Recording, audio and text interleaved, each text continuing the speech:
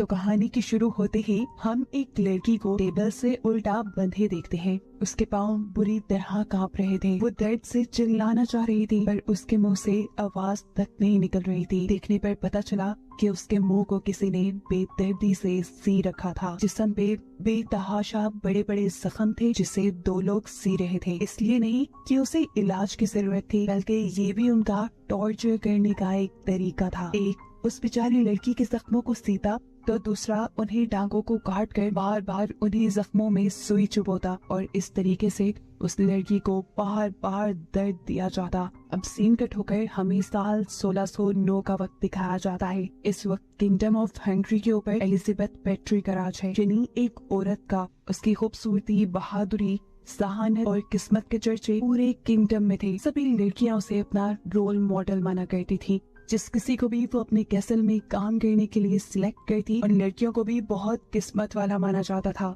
इसी तरह आज इस कैसल में आई है लेडी मार्गरेट नाम की एक लड़की, जिसे खुद एलिजाबेथ पेट्री ने अपनी पर्सनल असिस्टेंट के तौर पर चुना है। यही वजह है कि लेडी मार्गरेट खुद और उसकी फैमिली उसे बहुत ही किस्मत वाला मानने लगे हैं। लेडी मार्गरेट भी एक रॉयल ब्लड लाइन से है, लेकिन फाइनेंशियली उनके हालात कुछ खास अच्छे नहीं। एलिजाबेथ की खास मेट ईवा लेडी मार्गरेट को खुद उसके घर से लेने गई थी। लेडी मार्गरेट खुद कैसल में आने पर बहुत खुश थी और जब उसने यहाँ आकर देखा कि एलिजाबेथ खुद उसे वेलकम करने के लिए नीचे आई है, तब उसकी खुशी का कोई ठिकाना ही नहीं रहा। और इसी खुशी और एक्साइटमेंट में उसने ये नोटिस ही नहीं किया कि उसके इर्द गिर्द सब कुछ कितना अजीब है। यहाँ पर काम करने वाली हर लड़की घबराई हुई है और सभी की आंखों में डर है। अजीब सन्नाटा गुजरा था इस कैसल में और तभी एक मेड वहाँ से कुछ लेकर गुजरती है और गलती से उसकी बास्केट गिर जाती है, जिसके गिरने पर वो बुरी तरह घबरा गई थी। उसे तो छोड़े, ईवा भी बुरी तरह घबरा गई और जल्दी से उस मेड के साथ वो सारी चीजें समेटने लगी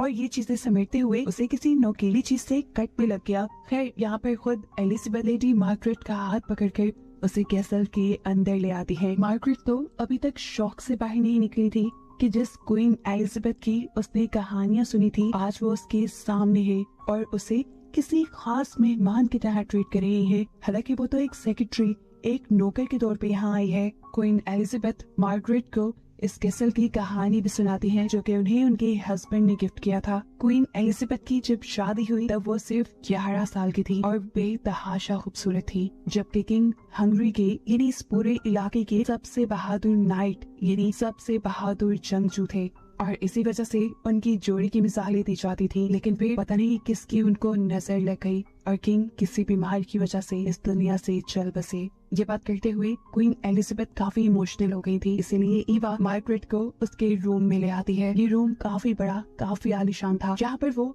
ईवा से काफी बातें करने की कोशिश करती है। लेकिन अजीब बात थी, ईवा उसकी किसी बात का जवाब नहीं दे रही थी। वो लेडी मार्गरेट को खास और अपने आप को आम मानती थी। तब लेडी मार्गरेट उससे कहती है, मैं तो खुद अपने घर में सारे काम करती हूँ किसी मेड की तरह, तो मेरे और तुम्हारे दरमियान में कैसा डिफरेंस। ईवा जवाब देती है, जो भी हो, आपकी ब्लड लाइन रॉयल है और मैं एक आम घराने से हूँ, हमारी दोस्ती कभी नहीं हो सकती। यहाँ पर मार्गरेट अब एलिजाबेथ के बारे में बातें करने लग जाती है, उनकी तारीफें करने लगती है कि कितनी अच्छी है, कितना प्रोटोकॉल दे रही है। ये नोटिस किए बगैर कि ईवा के एक्सप्रेशन उसकी बातों से बिल्कुल मुख्तलिफ है। ईवा कोई भी जवाब दिए बगैर उसे कमरे से छोड़कर निकल जाती है, जिसके बाद हम ईवा को क्वीन एलिजाबेथ के साथ दिखते हैं। वो लोग अभी भी लेडी मार्गरेट के बारे में बात कर रहे थे। क्वीन एलिजाबेथ खुश थी इस चीज के लिए कि मार्गरेट एक रॉयल ब्लड लाइन से है और उससे भी अच्छी बात ये कि वो प्योर भी है। अब उसके प्योर या रॉयल ब्लड लाइन से होने का क्वीन को क्या फायदा है, ये तो आगे ही मालूम होगा। इस सब के बाद ईवा क्वीन को कुछ फेस पर लगाने लग जाती है। ये किसी रेड ब्लशन की तरह था। ईवा ने पहले क्वीन के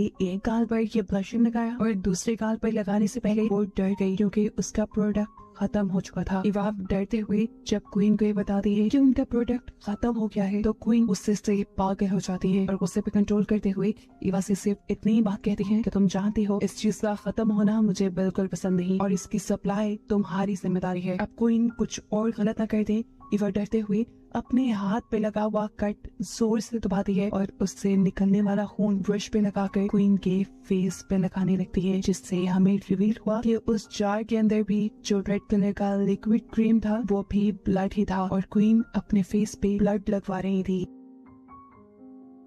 ये सब काफी अजीब था, लेकिन उन लोगों के लिए नहीं। उनके एक्सप्रेशन से ये सब नॉर्मल लग रहा था, यहाँ तक कि क्वीन ने तो उस खून को अपने होंठों पर भी अप्लाई कर लिया। अगले सीन में हम लेडी मार्गरेट को क्वीन के साथ डिनर करते हुए देखते हैं। लेडी मार्गरेट तो इतना सारा खाना देख के बहुत हैरान थी, क्योंकि उनके घर अब खाने को भी बहुत मुश्किल से आता था। यहाँ तक कि उसकी 2 बहनों को कॉन्वेंट भेज दिया गया था ताकि उनके खाने पीने के एक्सपेंस कम हो सके।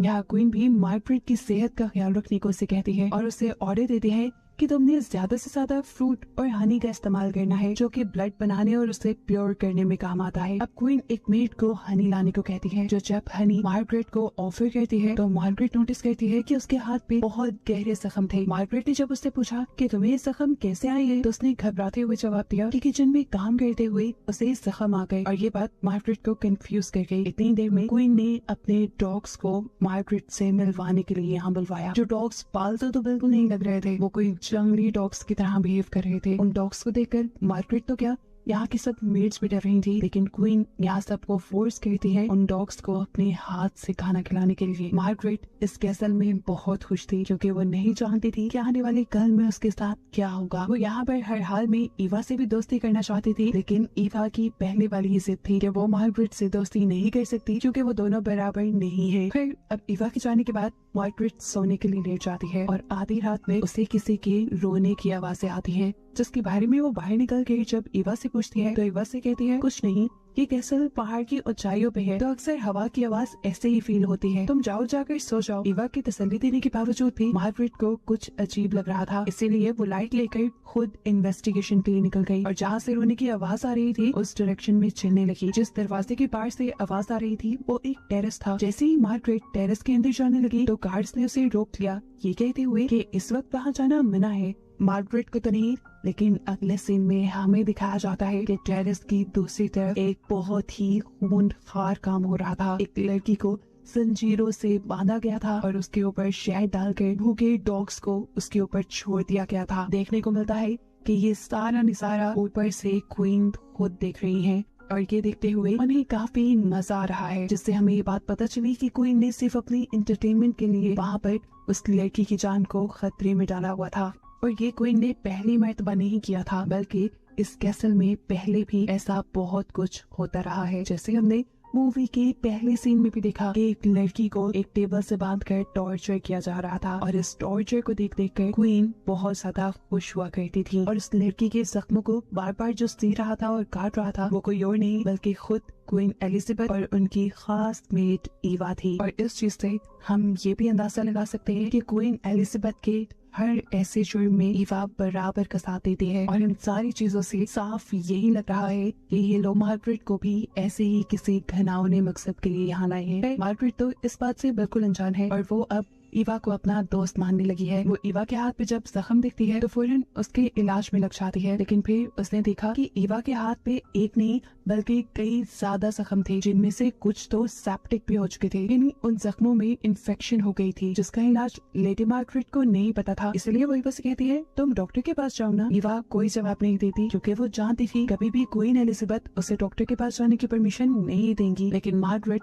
जिसे क्वीन एलिजाबेथ के इस घिनौने चेहरे के बारे में अभी नहीं पता था, वो क्वीन एलिजाबेथ से जाकर रिक्वेस्ट करती है कि ईवा को डॉक्टर के पास लेकर जाया जाए और क्वीन उसे अच्छाई के झांसे में रखने के लिए उसकी बात मान भी जाती है। डॉक्टर के पास जाने से पहले मार्गरेट ईवा से सवाल करती है कि मैंने नोटिस किया है यहाँ की हर मेड के हाथ, पाँव या किसी भी जगह पे कोई गहरे जख्म है। ऐसा कैसे हो सकता है कि वो सारी बददेहान हो और अपने आप को चोट लगा सके? ईवा के पास उसे देने के लिए कोई जवाब नहीं था। वो चुप रही और आगे बढ़ गई। मार्गरेट जितना ईवा का ख्याल रखने लगी थी, अब ईवा को भी मार्गरेट अच्छी लग रही थी। दिल ही दिल में वो ये सोचने लगी थी कि जैसा उसने बाकी लोगों के साथ किया वैसा वो मार्गरेट के साथ नहीं कर सकती। वो किसी भी हाल में मार्गरेट को यहाँ से भगाने का सोच लेती है, लेकिन ये सारा काम उसे क्वीन एलिजाबेथ से छुप कर करना था। इससे पहले कि वो कोई प्लान बना पाती, क्वीन एलिजाबेथ उसे मार्गरेट को लाने का ऑर्डर दे देती है और ये सुनकर ईवा खौफ से पागल हो जाती है, क्योंकि उसे नहीं पता था क्वीन एलिजाबेथ मार्गरेट को इतना जल्दी अपना शिकार बना लेंगी। वो कुछ सोचते हुए अब क्वीन के पास जाती है और मार्गरेट की जान बचाने के लिए क्वीन को समझाने लगती है और कहती है कि हम मार्गरेट के साथ ऐसा कुछ नहीं कर सकते, क्योंकि मार्गरेट एक नोबल फैमिली से है। बेशक उनकी फाइनेंशियल कंडीशन अच्छी नहीं, लेकिन उनको लोग जानते हैं और अगर मार्गरेट को कुछ हो गया तो जरूर उनके घर वाले आप पे सवाल उठाएंगे।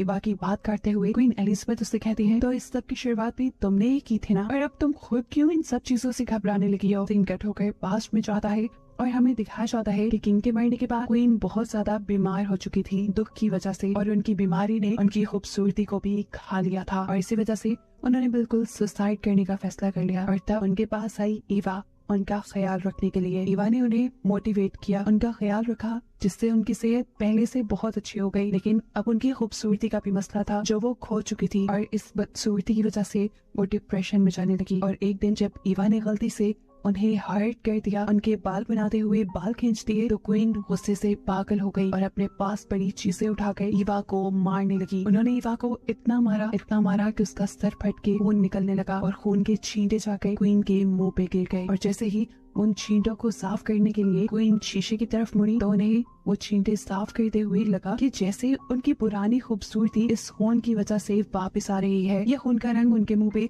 बिल्कुल उनके पुराने ग्लो जैसा था। ये रियलाइज होने के बाद क्वीन जैसे एकदम से ही डिप्रेशन से बाहर निकल आई, और उन्होंने खून को ही किसी ब्यूटी प्रोडक्ट की तरह इस्तेमाल करना शुरू कर दिया, जिसकी सप्लाई उनके लिए इवा करती थी, लड़कियों को टॉर्चर करके। और इसी खून की वजह से कुछ ही अरसे बाद एलिजाबेथ पहले से भी ज्यादा खूबसूरत दिखने लगी। उनकी खूबसूरती तो वापस आ गई थी, लेकिन इसको बरकरार रखने के लिए अब क्वीन और इवा ने लड़कियों को मारना शुरू कर दिया।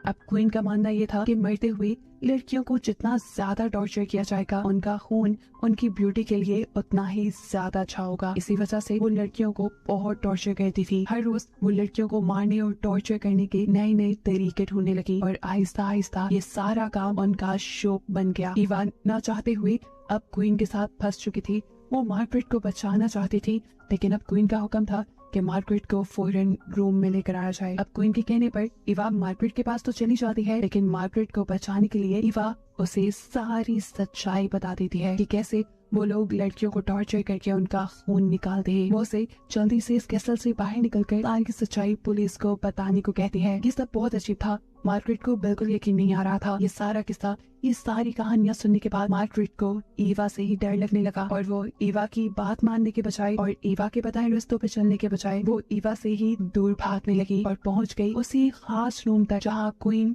इस इंतजार में थी कि कब इवा मार्गरेट को लेकर यहाँ पर आए, और वो उसे टॉर्चर करके उसका रॉयल खून अपने मुंह पे लगाकर अपनी खूबसूरती को एक ही दम से कई गुना बढ़ा ली। यहाँ पहुंचने के बाद एलिजाबेथ मार्गरेट को पकड़ लेती है, और मार्गरेट को बचाने के चक्कर में इवा खुद भी मारे जाते हैं। ना वो खुद को बचाने में कामयाब रही और ना ही मार्गरेट को। एलिजाबेथ इन दोनों को इतना टॉर्चर करती है जितना वो कर सकती थी। उन्होंने इवा का नहीं चाहिए था, इवा को उन्होंने सिर्फ अपनी एंटरटेनमेंट के लिए टॉर्चर किया था, और इस सारे टॉर्चर के बाद मार्गरेट के साथ इवा भी मर गई। अब वो मार्गरेट के खून से अपने आप को नहला रही थी, ये जाने बगैर कि उनके कैसल से कोई भाग गया है। एक लड़की जिसे मार्गरेट की तरह ही अभी यहाँ लाया गया था, उसे किसी तरह इस कैसल की सच्चाई पता चल जाती है, और वो होशियारी से क्वीन एलिजाबेथ की वो डायरी चुराकर इस कैसल से भाग जाती है, जिस डायरी में क्वीन ने अपनी शिकार बनाई सभी लड़कियों के नाम लिखे हुए थे। ये डायरी पुलिस को देने के बाद पुलिस ने फौरन एलिजाबेथ को पकड़ लिया, और इस सब के बाद पूरी दुनिया को क्वीन एलिजाबेथ की सच्चाई पता चल गई। उनके